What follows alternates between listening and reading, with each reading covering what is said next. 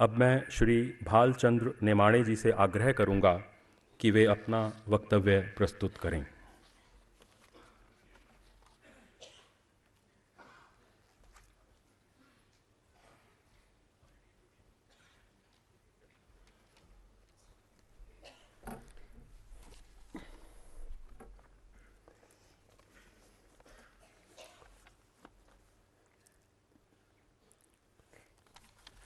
अध्यक्ष महाराज Shri Namvar Singh ji,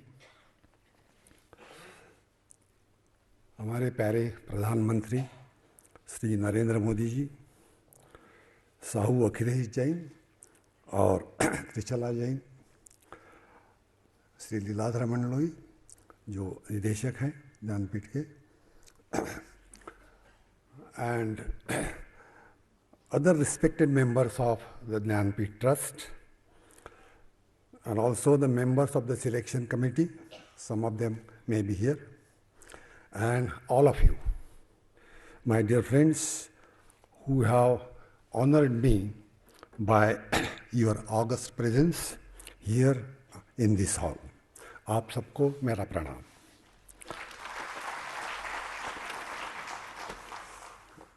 I will speak for about 8 minutes or 10 minutes,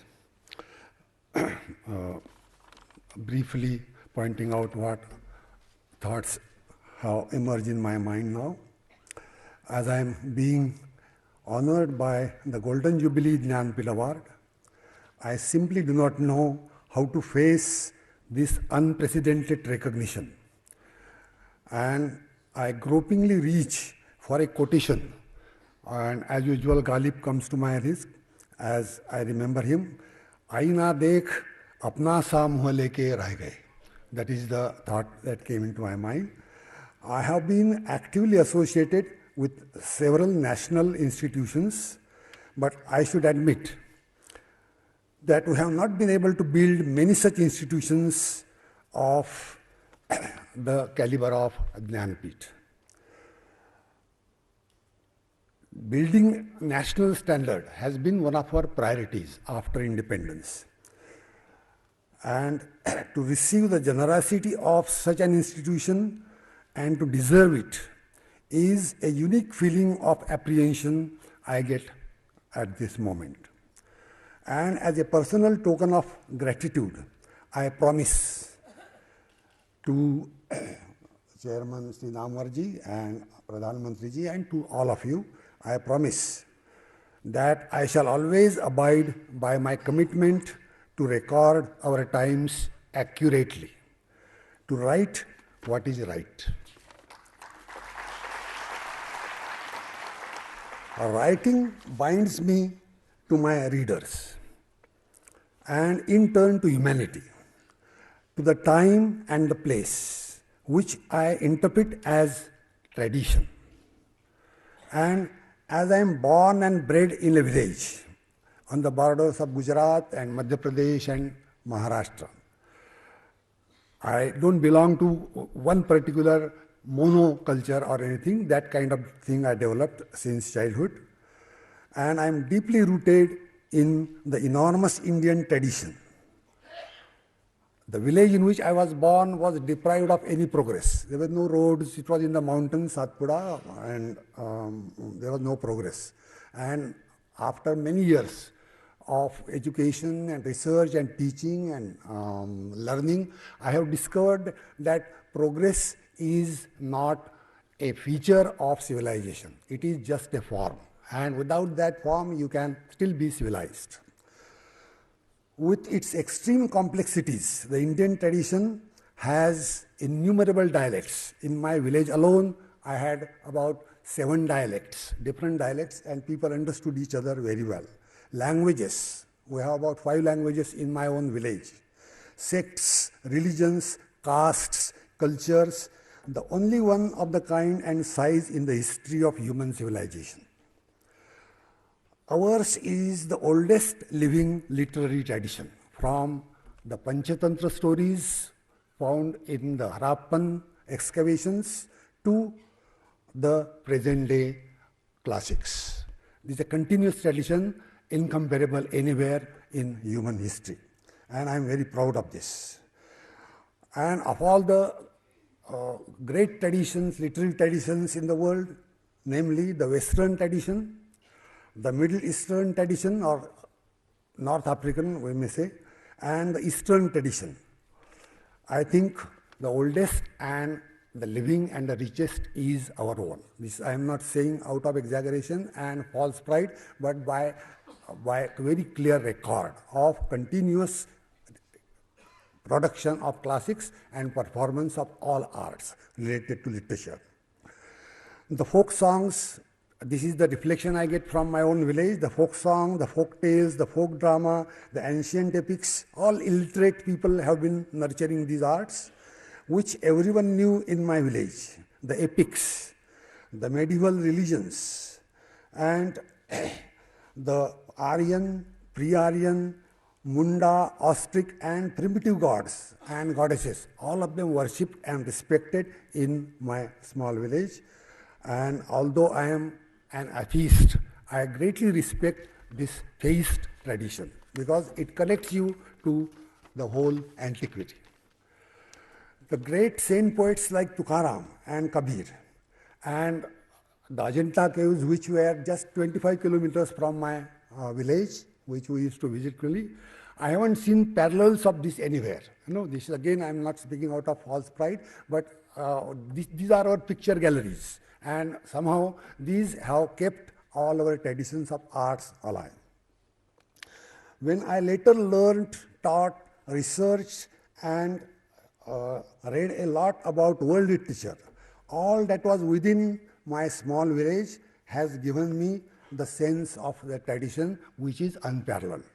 And not only that, it was a revelation to me that the two great Indian arts which were practiced in my village, namely the Indian music and Indian dance and music, have been the greatest arts untouched by any foreign influence, and that is why they are great.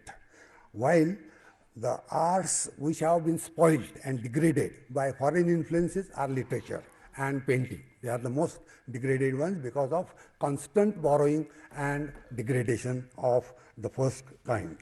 So these influences have, particularly during the colonial period, racinated us from our tradition. I respect the Indian tradition because it has been constantly borrowing and reforming itself. It has been forever changing.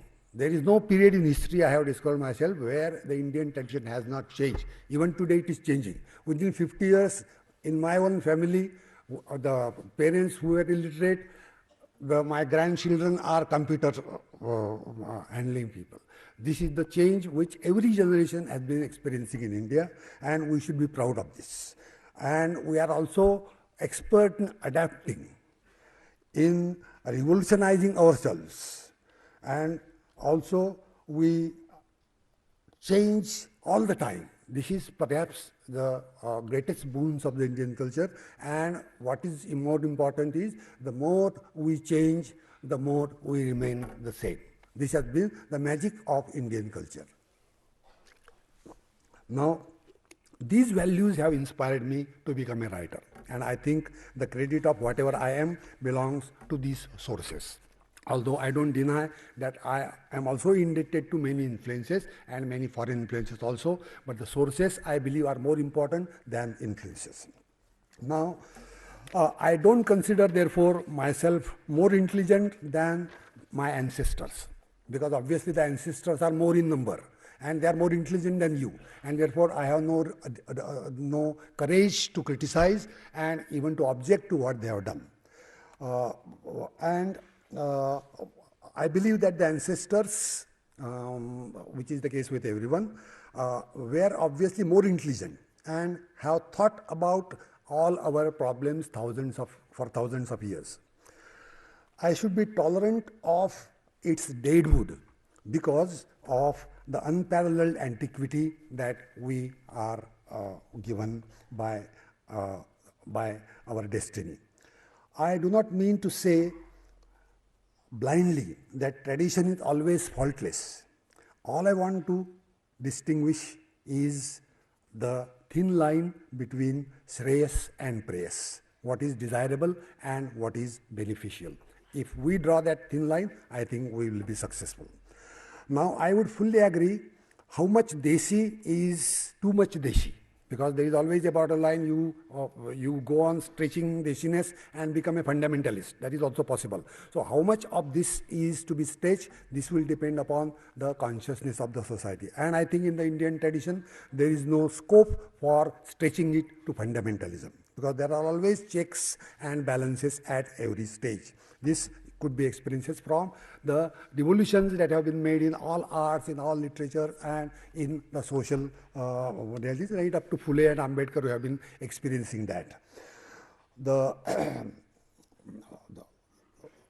There has not been a great writer who is not Deshi anywhere in the world, I have seen. Only we have taken that particular prejudice that to be Deshi is to be narrow or to be provincial, and we have therefore raised values which are against Deshiness. This Deshiness is essential prerequisite for any writer worth the name, whether Shakespeare or Premchand. Only Shakespeare could become universal and international because he had an empire behind him. Premchand had no empire behind him. That is the only difference. So otherwise, both of them are Deshi. I don't find universal literary systems operative in world literature at any epoch. There are only Deshi systems active everywhere in the world. Universalism is a mesh put over the third world society by the developed nations. Universals are ideologically charged and reflect culturally determined perspectives. They are the product of generalization with no assurance to recognize pluralism and exceptions, diversities and variations. And there would be no Indian culture without pluralism, exceptions, diversities and variations. So globalization is the greatest enemy of plural and diversified countries. It is a strategy, that is, universalism is a strategy to make the best the enemy of the good. That is what has been happening in India for the last 200 years. The good has always been shy because it is the enemy of the best that is made by universals.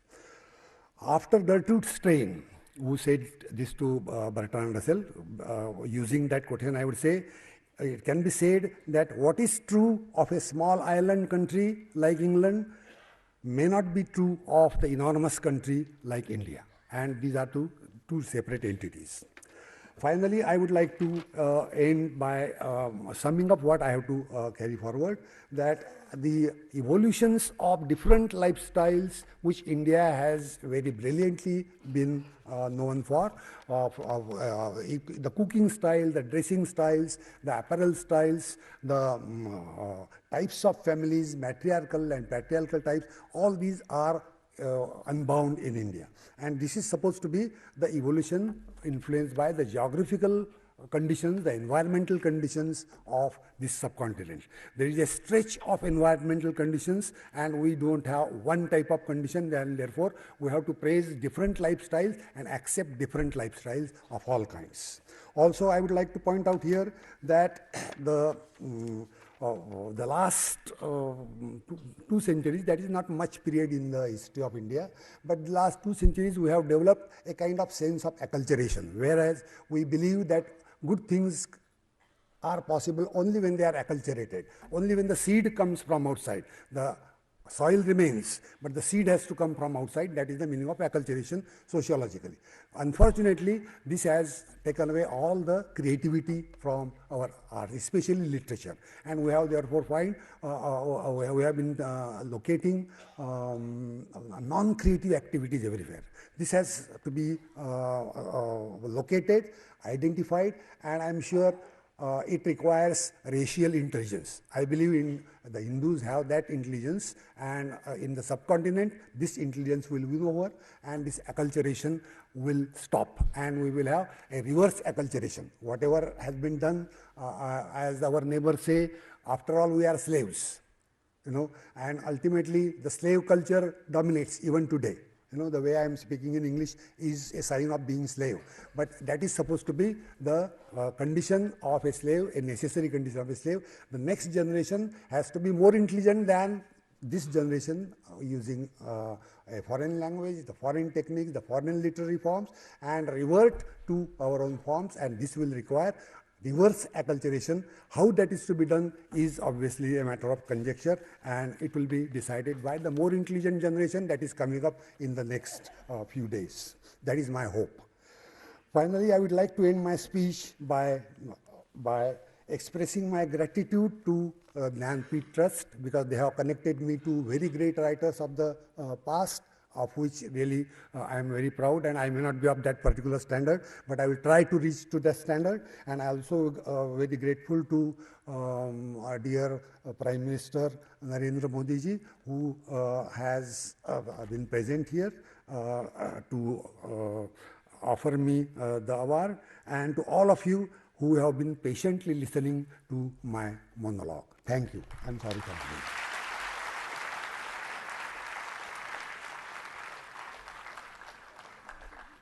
अर्थपूर्ण वक्तव्य के लिए